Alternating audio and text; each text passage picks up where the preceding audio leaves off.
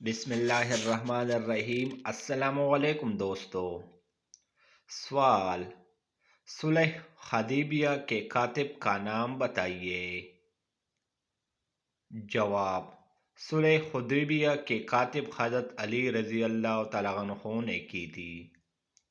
سوال: کیا آپ خیبر میں یہودیوں کے 3 قلعوں کے نام بتا سکتے ہیں؟ جواب: خیبر میں یہودیوں نے 6 مضبوط قلعے تعمیر کروائے تھے، جن میں 3 مضبوط قلعوں کے نام یہ ہیں: قلعہ ناغم، قلعہ سالم، قلعہ کموس۔ سوال: غزوہ بدر میں کتنے مسلمانوں نے جام شہادت نوش فرمائی؟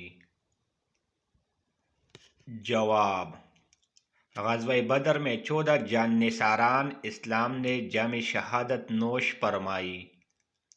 سب سے پہلا شہید حضرت مجاہد رضی اللہ تعالیٰ عنہ تھے۔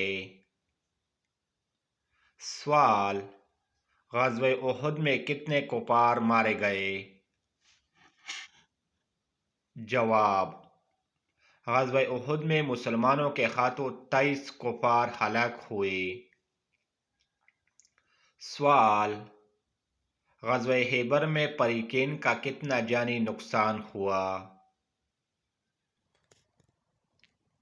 جواب: غزوہ خیبر میں 15 مسلمان شہید ہوئے اور 93 یہودی ہلاک ہوئے۔ Thanks for watching.